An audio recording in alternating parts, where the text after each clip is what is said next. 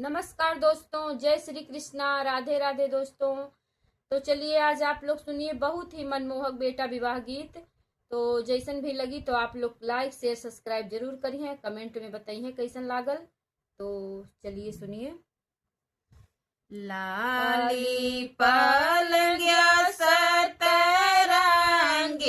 चदरिया दुल्हे सोई सुखनी दजी।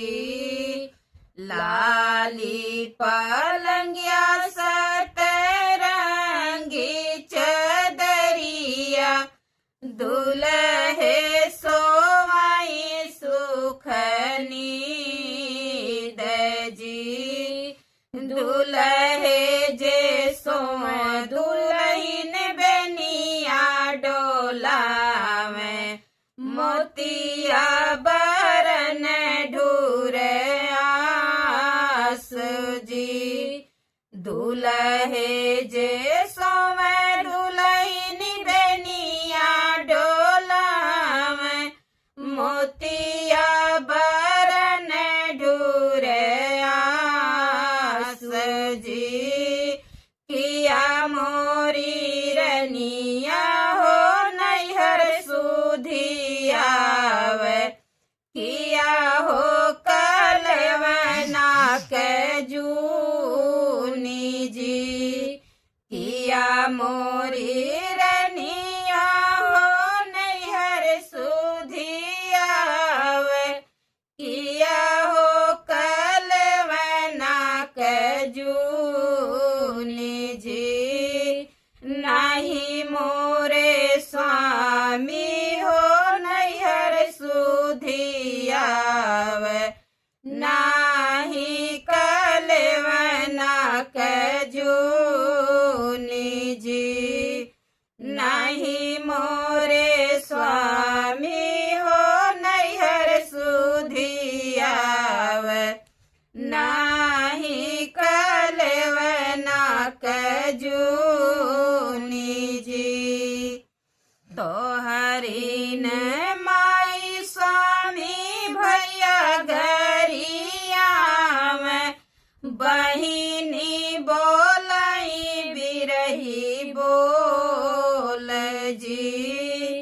तोहरीन माई स्वामी भैया गरिया में बहिनी बोलाई बिरही बोली जी।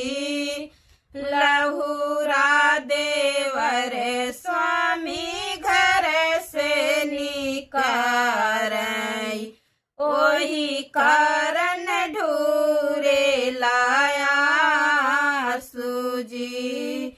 लहुरा देवर स्वामी घर से निकारई ओही कारण ढूरे लाया सूजी।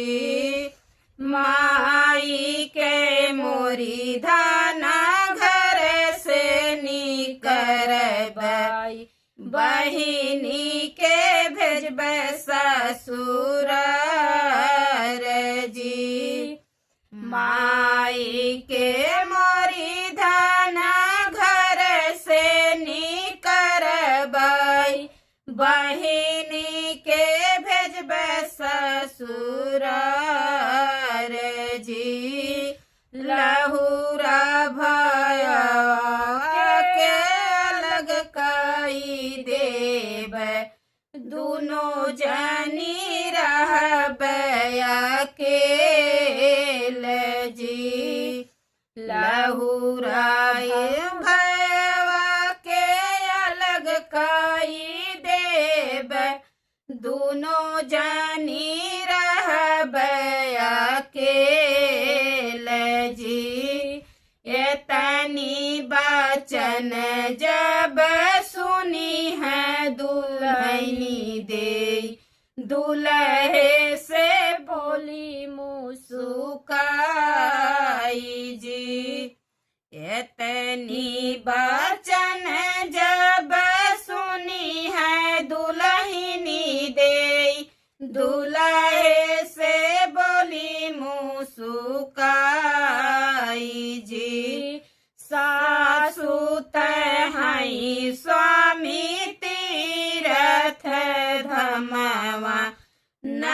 नदी बाड़रिया के कागे जी सासु तहई स्वामी तीरथ धमावा नदी बाड़रिया के कागजी